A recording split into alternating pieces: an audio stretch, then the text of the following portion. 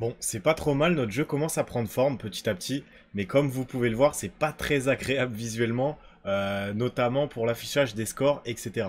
Donc là, ce qu'on va mettre en place, c'est justement ce qu'on appelle le user interface, et ça va nous permettre en fait de modifier un peu l'interface utilisateur pour afficher par exemple le score ou le timer. Donc on se retrouve tout de suite dans Unreal. Alors du coup, comment afficher ce blueprint, ce user interface comme je viens d'en parler. Donc on fait CTRL espace. Là, on va aller dans notre Content Drawer. On va aller dans notre dossier Blueprint. Donc pour rappel, c'est dans Content. Ensuite, on va dans First Person et Blueprint. Et ici, on va faire clic droit. Tout en bas, vous avez User Interface. Et là, vous avez Widget Blueprint. Hop, là, on clique sur User Widget. Hop, et maintenant, on va le renommer WBP UI pour User Interface. Maintenant que c'est créé, on double-clique dessus. Et là, en fait, ça va être là où vous allez afficher tous les éléments que vous voulez afficher pour votre jeu. Donc ici, à gauche, on a la palette. Donc il y aura tous les éléments dont on aura besoin, tout ce qu'on pourrait afficher justement sur l'interface. Mais la première chose à faire à chaque fois que vous créez justement un widget blueprint, c'est de poser un canvas panel. Hop, là, je prends le panel. Je fais un glisser-déposer ici. Et en fait, qu'est-ce que ça représente? Ça représente tout simplement l'écran du joueur, donc tout ce qu'on voudra afficher. Donc là, la deuxième étape, ça va être justement de placer des éléments dans notre canvas panel.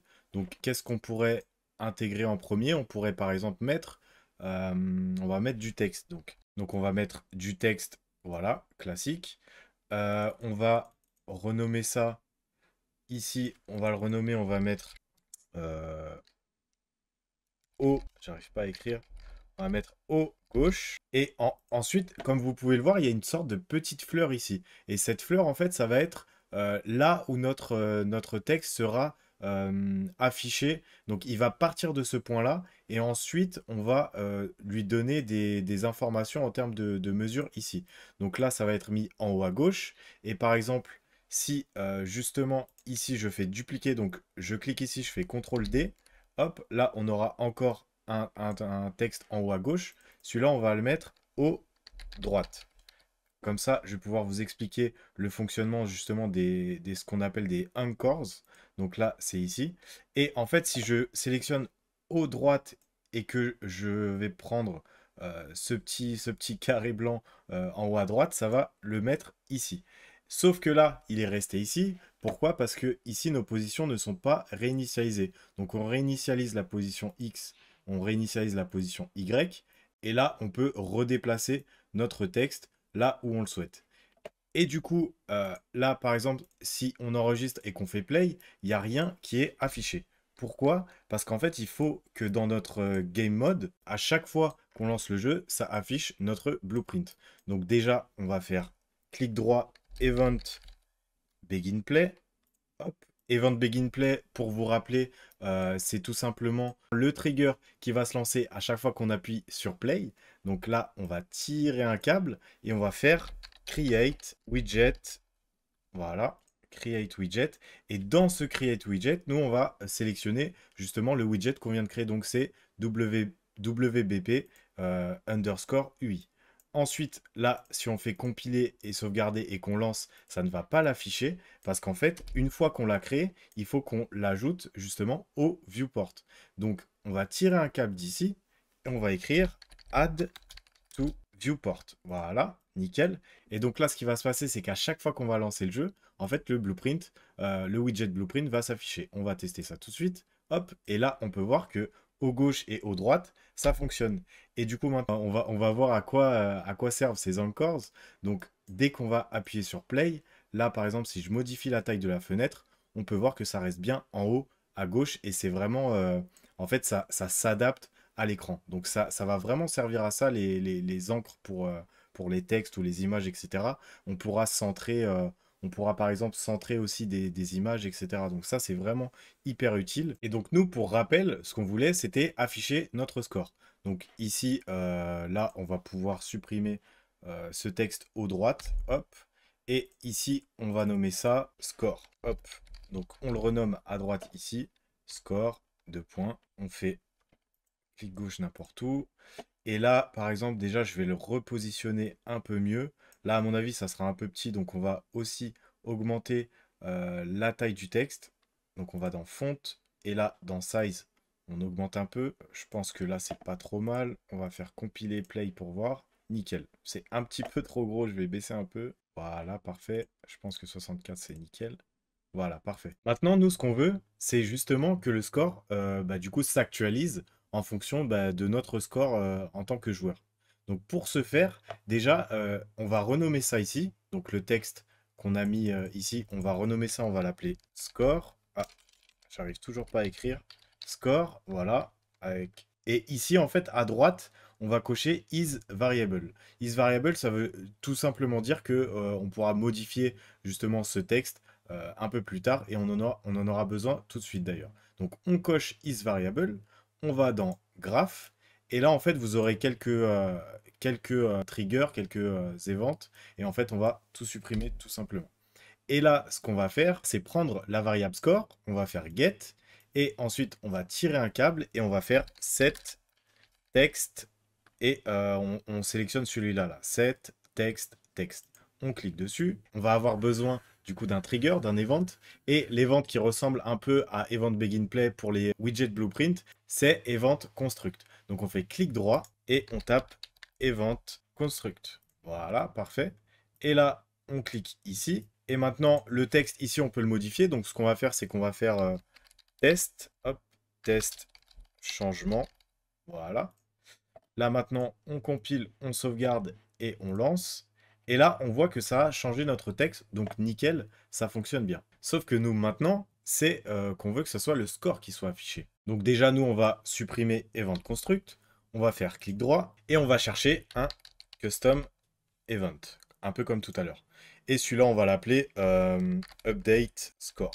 Voilà, parfait. Mais avant de les relier, en fait, on va devoir aussi faire comme tout à l'heure, c'est on va devoir appeler entre guillemets notre game mode. Donc on va faire clic droit, on va faire get game mode, voilà. Hop. Et en fait, ça va nous permettre d'avoir toutes les variables qui sont dans notre game mode. Donc là, on tire un câble ici et on fait cast to gm. Hop, cast to GM, game mode cible. Et là, on connecte ça ici. Voilà.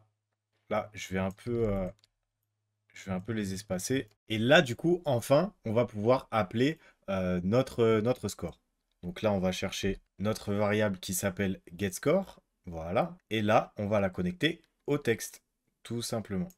Hop, là, on connecte les deux blueprints. Voilà, là, je fais un peu de rangement. Mais là, en fait, ce qui va se passer, c'est que ça va pas s'afficher parce que notre custom event, il est jamais appelé, en fait. Donc, ce qu'on va faire, c'est qu'on va aller dans le game mode et ensuite, ici, hop, on va déconnecter ces deux-là.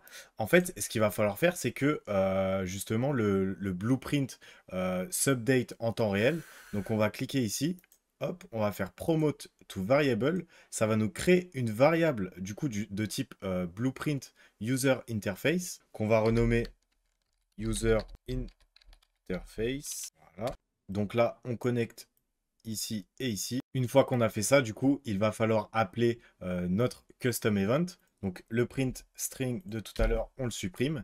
Et ici, on va appeler notre custom event qui s'appelle update score. Et là, en fait, comme vous pouvez le voir, il n'y a rien qui s'affiche. Donc ce qu'on va faire, c'est qu'on va décocher cette case.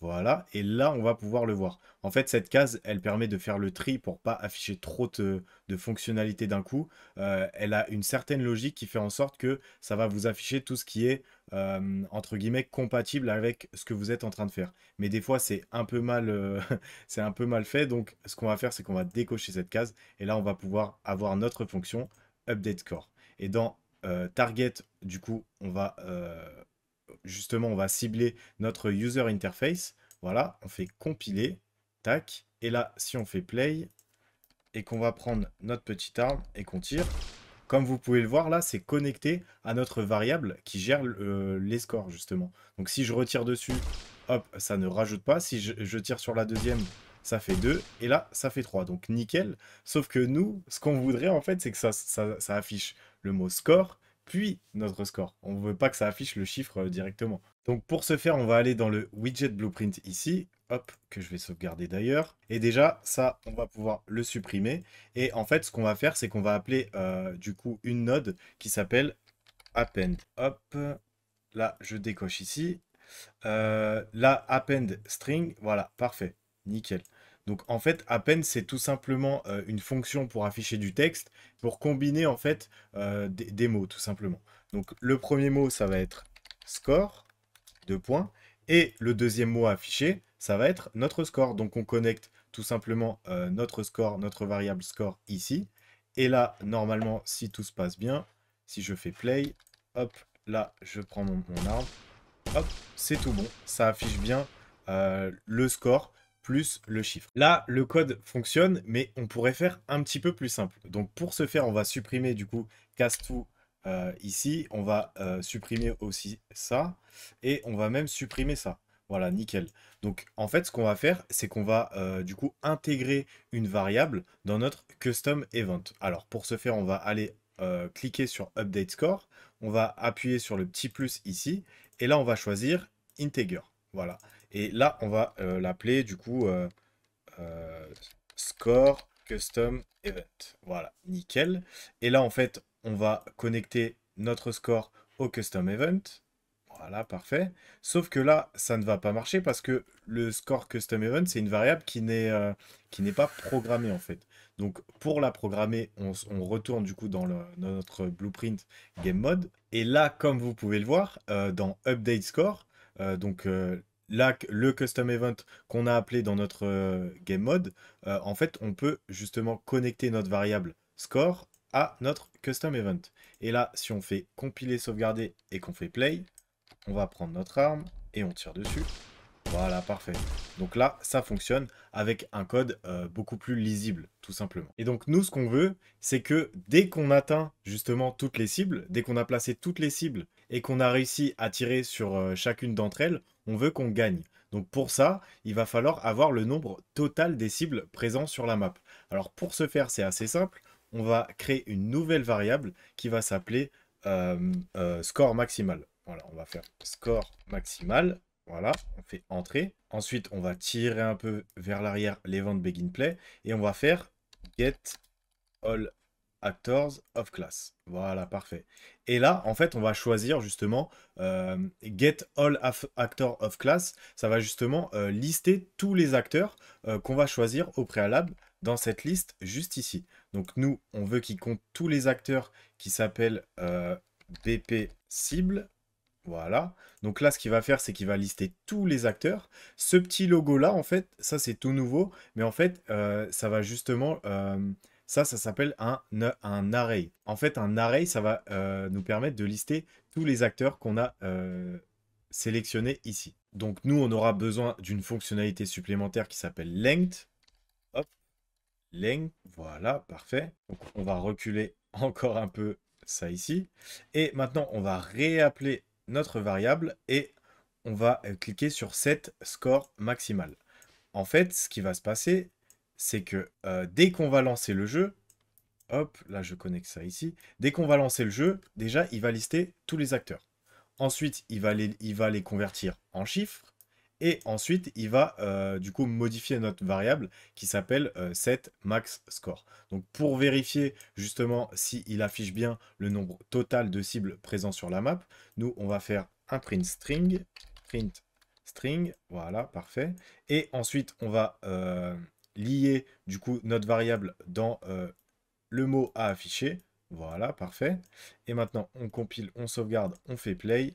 Et maintenant, on voit qu'en haut à gauche, c'est écrit 3. Donc, nickel, ça marche bien. Notre score maximal est paramétré automatiquement. Ça veut dire qu'on n'aura pas besoin de le paramétrer à chaque fois. Il va juste automatiquement compter le nombre de cibles présents sur la map. Et donc, ce score maximal, maintenant, ce qu'on va faire, c'est qu'on va l'afficher en jeu, tout simplement.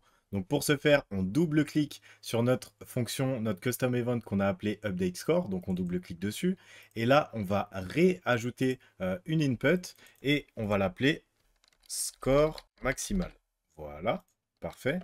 Maintenant, ce score maximal là, en fait, ça serait bien qu'on l'affiche à l'écran pour que le joueur sache combien de cibles il doit toucher, tout simplement. Donc là, on va cliquer sur le petit plus ici.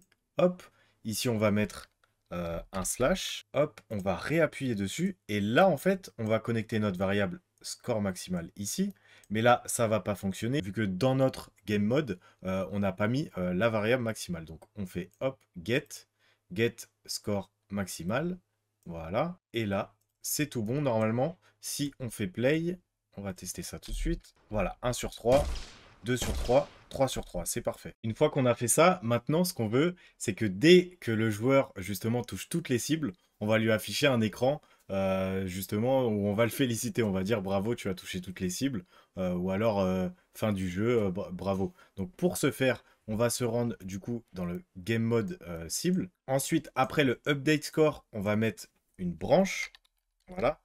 Donc, pour ceux qui s'y connaissent un peu en code, branche, c'est comme vous avez pu le voir, c'est comme un if en fait. Donc, s'il y a une condition qui est remplie, on fait un certain scénario. Si la condition n'est pas remplie, on fait un autre scénario. Et donc, nous, ce qu'on voudrait, c'est que si, par exemple, le score est égal au score maximal, ça veut dire que là, on serait à 3 sur 3. Donc, on va faire hop, get score et get score maximal. Donc, si ces deux scores sont égaux, on affiche justement à l'écran, bravo, tu as gagné. Donc pour ce faire, on va cliquer ici, on va tirer un câble et on va écrire égal. Voilà, les deux égales ici. Et maintenant, on va connecter lui ici aussi. Tac. Et là, on va l'écrire dans cette condition. Donc maintenant, dès que ça sera vrai, on va faire print string et on va écrire bravo, tu as gagné. Voilà. Hop, maintenant on compile, on sauvegarde et on fait play. On va prendre notre petit pistolet. 1, 2, 3. Et là, bravo, tu as gagné. Donc nickel, notre fonction marche parfaitement. Et du coup, ce qu'on va faire, c'est un peu comme tout à l'heure. On va créer du coup un widget blueprint pour afficher notre écran de fin. Voilà. Donc on va supprimer le print string. Ensuite, on va faire CTRL espace. Et là, on va créer, on va dans User Interface, Widget Blueprint. Hop, on clique ici et on va l'appeler WBP Screen. Voilà, parfait. On double-clique dessus. Et là, comme je vous avais dit tout à l'heure, il faut toujours ajouter un Canvas Panel. Voilà, maintenant le Canvas Panel est ajouté. Et on va ajouter du coup aussi du texte. Donc on va taper texte. Voilà, tac. Là, on va le mettre ici. Mais nous, ce qu'on voudrait, c'est plutôt le mettre vers le centre. Donc on va le mettre ici. Hop, là, les positions, on va les réinitialiser, X et Y. Voilà, donc là, on va bouger un peu ça. Où est-ce qu'on va le mettre? En vrai, au centre, c'est très bien. On va peut-être le décaler un peu comme ça. Voilà, parfait. Au niveau de la size, on va mettre peut-être, voilà, 64. On va redéplacer ça un petit peu. Ici, on va mettre ça là. Voilà, nickel. Et en texte, on va mettre gagné, tout simplement, avec un petit point d'exclamation. Voilà, maintenant c'est bien affiché. Et du coup, on va faire comme tout à l'heure. Donc là, je fais compile, je fais CTRL maj sauvegarder, comme ça sauvegarde tout ce que j'étais en train de faire depuis le début. Et du coup, on retourne dans le game mode cible. Et du coup, si c'est vrai, maintenant, on va faire comme tout à l'heure. Donc create widget, hop, voilà, parfait. On va sélectionner notre widget qui s'appelle WBP End Screen qui est là. Si jamais vous ne le trouvez pas, vous tapez tout simplement.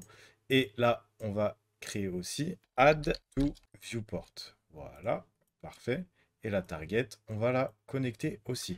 Donc maintenant, on va tester ça en direct. Voilà. Hop, on tire une fois, deux fois, trois fois. Et hop, on a notre widget qui s'affiche. Mais nous, ce qu'on va faire, c'est qu'on va rajouter une fonctionnalité. Donc, on va ajouter un bouton, soit pour quitter le jeu, soit pour restart. Donc là, on va juste ajouter un bouton pour restart le jeu. Alors, du coup, pour ajouter un bouton qui va restart le game, on va aller dans, du coup, notre widget blueprint. Je vais fermer ça et je vais fermer tout ça aussi. Voilà. Nickel. Donc, en fait, on va ajouter un bouton. On va chercher ici, bouton. Voilà. On va l'ajouter dans le Canvas Panel. Ensuite, dans le bouton, on va aussi mettre du texte. Hop, je maintiens sur le bouton, je lâche.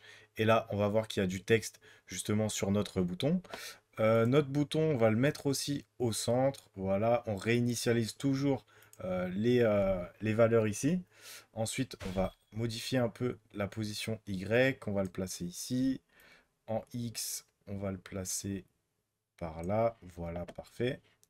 Et ça, on va le mettre aussi centré. Donc ça, c'est centré de base ici, donc c'est nickel. Hop, on va modifier le texte. Donc le texte, on va écrire recommencer. Voilà, nickel. Et là, en fait, ça dépasse un peu. Donc on va modifier la taille de la box. On va ici et on modifie la taille comme ça. Voilà, parfait. On va repositionner ça un peu mieux. Nickel. Mais ce bouton, il faut aussi que ce soit une fonctionnalité. Donc ce qu'on va faire, c'est qu'on va descendre. Et là, on a justement des events qui sont proposés. Donc nous, ce qu'on va faire, c'est que dès qu'on clique dessus, voilà, unclicked, on va justement faire open level et on fait open level by object reference. Et ici, en fait, il va falloir qu'on sélectionne notre level. Donc notre level s'appelle first person map. On cherche first person map. Voilà, nickel. Et là, on va essayer. Donc on fait play. Je prends le pistolet. Et là, comme vous pouvez le voir, notre bouton est là. Sauf qu'on ne peut pas cliquer dessus, en fait. On est toujours en jeu. Donc, pour que tout ça soit fonctionnel, il va falloir faire plusieurs choses. Il va falloir couper, du coup, les contrôles du joueur. Et il va falloir montrer la souris, tout simplement. Donc, c'est ce qu'on va faire maintenant. Alors, pour faire ça, on va aller, du coup, dans notre game mode. Et là, on va tirer un câble, du coup, sur cette section-là, là. Après add score, on va tirer un câble qui s'appelle set mode UI only. Voilà. Set input mode UI only. Voilà, c'est celui-là. Et du coup, dans widget to focus, soit on choisit ici un widget, soit on tire un câble ici. Voilà, parfait. Et là, comme vous pouvez le voir, les câbles ils se superposent en fait. Et du coup, pour rendre ça un peu plus beau, ce qu'on va faire, c'est qu'on va double-cliquer. Voilà, nickel. On double-clique ici aussi. Et là, en fait, on peut remodeler les points. Donc ça, je vous conseille de faire ça pour améliorer la lisibilité de vos blueprints. Ça vous servira pour plus tard. Et il va falloir aussi, du coup, lui dire quel est le joueur. Donc nous, on va tirer un câble ici. On va faire get player controller. Voilà. Donc là, ce qui va se passer, c'est qu'il va choisir le joueur qui joue actuellement. Donc là, je suis un peu maniaque, je vais mettre ça ici. Voilà. On chipote, hein, mais c'est vraiment juste pour vous montrer que c'est très important d'organiser ces blueprints pour s'y retrouver tout simplement parce que quand on a un blueprint hyper complexe, etc., il faut absolument qu'on s'y retrouve. Et comme je vous avais dit tout à l'heure, il va falloir aussi qu'on nous montre la souris. Il faut que la souris soit visible. Donc on va tirer un câble de Get Player Controller et on va faire set mouse, set show mouse cursor. Voilà, parfait. Et maintenant, on va connecter ça ici et on va l'activer. Comme ça va nous montrer la souris. Hop, là, je réorganise aussi un peu. Je double-clique et on déplace. Maintenant, on peut compiler et regarder si ça fonctionne. Voilà. Et maintenant, c'est nickel, on a notre souris. Et si je clique sur recommencer, hop, ça restart le level. Sauf que là, comme vous pouvez le voir, on peut plus bouger tout simplement. Donc là, il va falloir qu'on réintègre les inputs. Donc pour ce faire, du coup, on retourne dans l'event begin play. Voilà, on tire un peu ici. Et en fait, ce qu'on va dire au jeu, c'est à chaque fois que tu te lances, et tu actives justement tous les inputs que tu as besoin pour déplacer le joueur. Donc on va tirer un câble ici, on va faire set input game only. Voilà, ici. Tac. Et dans dans player controller, on tire un câble ici et on fait get player controller. Ça, en fait, get player controller, c'est vraiment juste une fonction qui va appeler le joueur avec lequel on joue, tout simplement. Mais là, en faisant ça, on aura quand même un bug, je vais vous montrer. Par exemple, là, je tire sur la première cible, la deuxième, et si j'avance et que j'appuie, là, vous voyez, là, j'ai gagné, mais le joueur avance tout seul. Donc, le truc qu'il va falloir faire, c'est de tout simplement désactiver complètement les mouvements du joueur. Donc, pour ce faire, on va ici, tac, on suit Get Player Controller, on va ici, hop, et on va taper Set Ignore Move Input. Voilà, parfait. Tac, on va connecter ça ici. Donc on compile, on sauvegarde et on fait play. Je tire une fois, deux fois, et là j'avance trois fois. Et là, c'est bon, mon joueur est stoppé. Et quand je clique sur recommencer, bim, on est bien au départ. Et donc là, ce qu'on pourrait faire aussi, c'est justement d'améliorer un peu cet écran de fin. Donc on va juste l'améliorer rapidement. On va dans Widget Blueprint End Screen et on va ici en haut à droite dans Designer. Voilà, ici, on clique. Et on va rajouter un petit peu de flou. Donc on va taper blur, background blur, voilà. Donc on va le placer dans le canvas panel, nickel. Et là, si j'augmente le blur, voilà, parfait. Donc là, ça fait tout l'écran. Donc ce qu'on va faire, c'est qu'on va faire encore, on va faire en sorte que ça prenne tout l'écran. Une fois qu'on l'a mis sur tout l'écran, en fait, là, on peut gérer du coup le côté flou. Sauf que là, comme vous voyez, ça prend aussi notre texte. Donc ce qu'on va devoir faire, c'est le mettre, voilà, ici tout en haut. Voilà. Là, en fait, si on le positionne ici, c'est vraiment juste pour que notre texte et notre bouton ressortent du coup de l'écran flou. Donc on va tester ça tout de suite. Tac, on a notre petit côté flou et c'est parfait.